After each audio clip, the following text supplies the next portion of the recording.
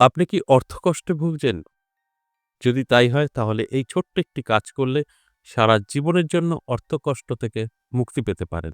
অর্থাৎ এই কাজ করলে আপনার ইনকাম বৃদ্ধি পাবে, আপনার গ্রহ আপনার সাথ দেবে, সকলের কাছে আপনি প্রিয় হয়ে উঠবেন। তারপর কি করবেন? পরিশ্রম করবেন, ফল পাবেন। সমস্ত জায়গায় সাকসেস আসবে। বাস লজিক্যালি ভাবে আপনার জীবনে পরিবর্তন ঘটবে। কি সেই ছোট কাজ? সেই কাজটা আপনি করলে আপনার ভাগ্য বদলাতে পারবেন। অবশ্যই বলব শেষ পর্যন্ত থাকলে জানতে পারবেন। তাই শেষ পর্যন্ত থাকার এই আলোচনার সঙ্গে অনুরোধ রইল। তাহলে আপনি সবটা বুঝতে পারবেন, জানতে পারবেন।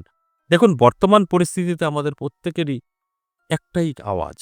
সে হচ্ছে আমার ভাগ্য ভালো নেই, সময় ভালো নেই, ঋণ করে ফেলেছি, ধার করে ফেলেছি।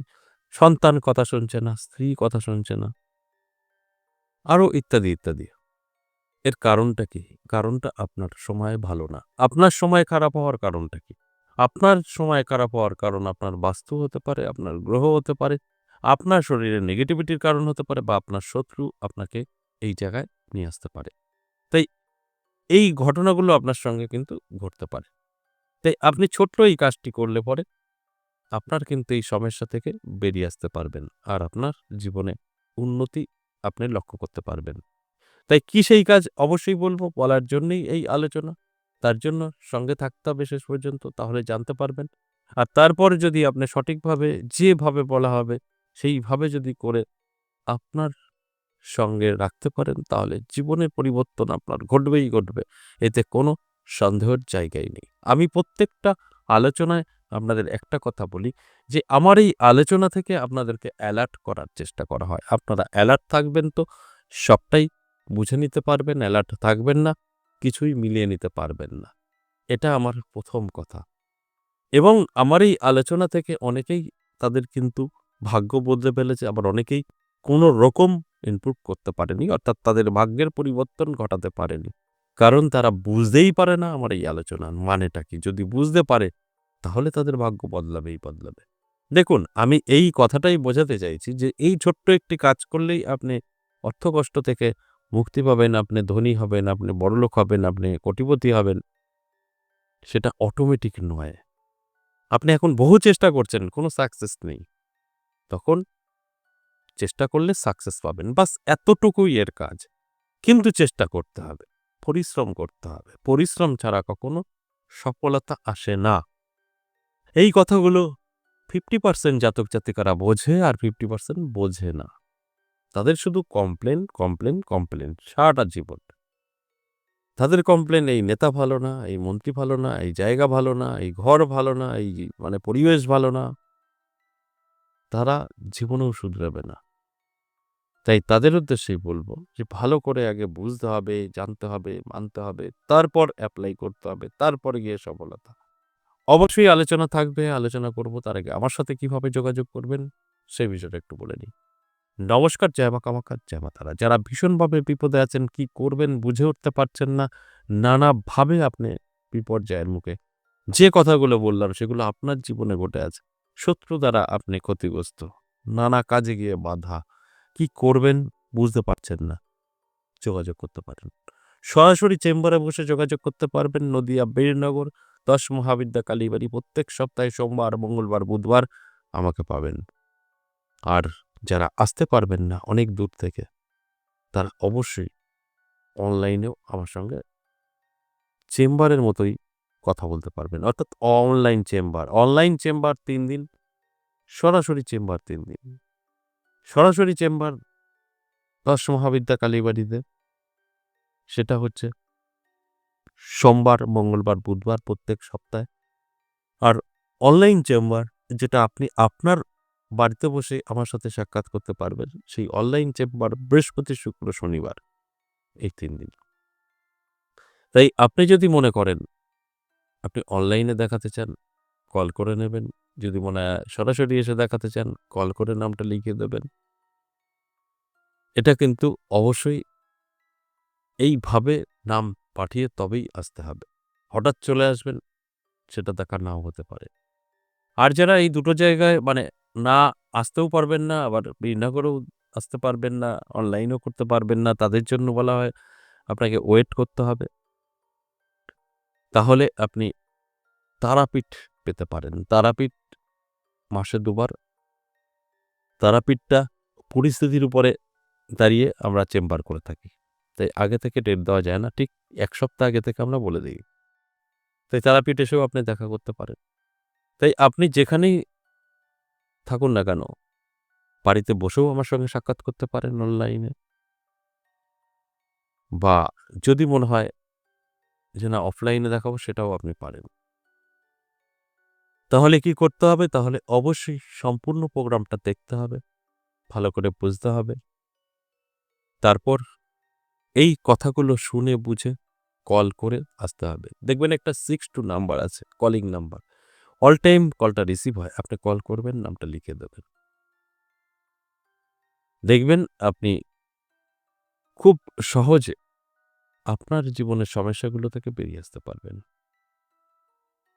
আর যেটা আমি প্রত্যেকটা দিন বলি, যদি প্রয়োজন থাকে তবে যোগাযোগ করবেন, প্রয়োজন ছাড়া যোগাযোগ করবেন না। আপনার প্রয়োজন নেই, কখনোই যোগাযোগ করতে যাবেন না। আপনার প্রয়োজন আছে, আপনি যোগাযোগ করতে পারেন।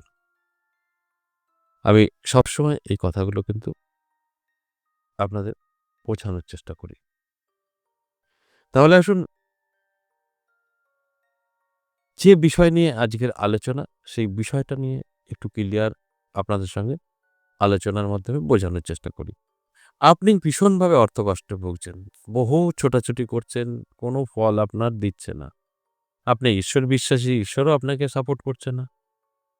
আপনি যেখানে যাচ্ছেন সেখান থেকে আপনি বিমুখ হয়ে যাচ্ছেন। কি করবেন? কি করলে আপনার এগুলো থেকে বেরোতে পারবেন? বিষয়টা এটাই। সেই বিষয়টাই বলবো এবং বোঝানোর চেষ্টা করব। এর জন্য অবশ্যই আমি বলব যে আগে ভালো করে শুনতে হবে। তারপর বুঝতে হবে, তারপর এপ্লাই করতে হবে। হঠাৎ করে আমি এগুলো বলে দিচ্ছি, আপনি যেরকম সেরকমভাবে করে ফেললেন আর আপনার সঙ্গে পজিটিভ গুলো ঘটলো, তা কিন্তু নয়। আগে ভালো করে বুঝতে হবে, জানতে হবে, তারপর এর পিছনে সময় দিতে হবে।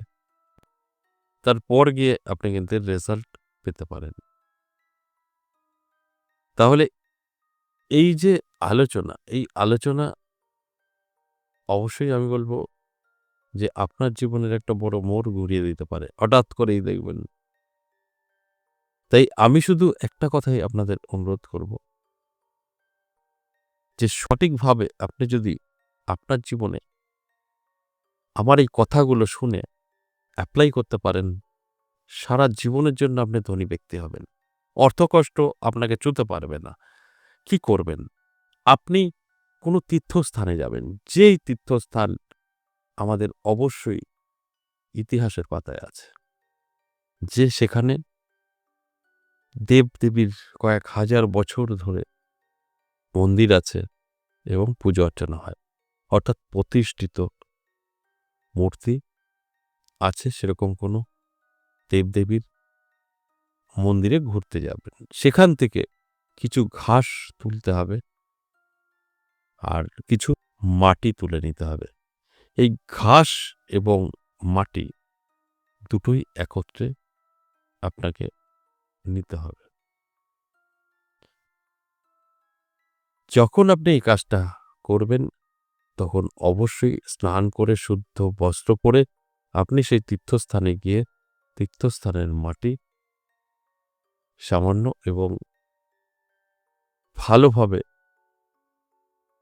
বুঝে শুনে ঘাসের শিকড়ের যেটা শিকড় এই দুটো নিয়ে চলে আসতে হবে বা সেখানেও আপনি রাখতে পারেন। আর কিছু অংশ আপনি বাড়িতে নিয়ে এসে হলুদ কাপড়ের টুকরো যেটা যতটা পরিমাণে আপনি মাটি আর ঘাসের শিকড় এনেছেন ততটা পরিমাণে একটা গিঁট হয় সেই রকম আপনার হলুদ রঙের একটা কাপড় নিতে হবে। সেই কাপড়ের মধ্যে আপনার ওই মন্দিরের মাটি সামান্য রাখলেও হবে এবং যে ঘাসটা আনা হয়েছে তুরবা ঘাস, সেই ঘাসের যে শিকড় সেটা। দিয়ে এবার এটাকে সুন্দর করে গিঁট বেঁধে পুঁটুলি বানাতে হবে। এই সুন্দর করে বানানো পুঁটুলিটা আপনার অবশ্যই ক্যাশ বাক্সে রাখতে হবে, বা আপনার সদর দরজায় ঝোলাতেও পারেন, ক্যাশ বাক্সে রাখতে পারেন, লক্ষ্মীর আসনেও রাখতে পারেন। এটা সম্পূর্ণভাবে যদি করতে পারেন, তাহলে আপনার ধীরে ধীরে ধীরে ধীরে আপনার জীবনে উন্নতি শুরু হবে। আপনার জীবন থেকে সমস্ত নেগেটিভিটি পালিয়ে যাবে এবং সুন্দরভাবে আপনি জীবনযাপন করতে পারবেন। এগুলো প্রমাণিত। করলে আপনি এর থেকে ফল পাবেনই পাবেন, এতে কোনো সন্দেহ নেই। আশা করি বোঝাতে পেরেছি। আজ এ পর্যন্তই, আবারও আসবো নেক্সট ভিডিও নিয়ে। ততক্ষণ ভালো থাকুন। নমস্কার।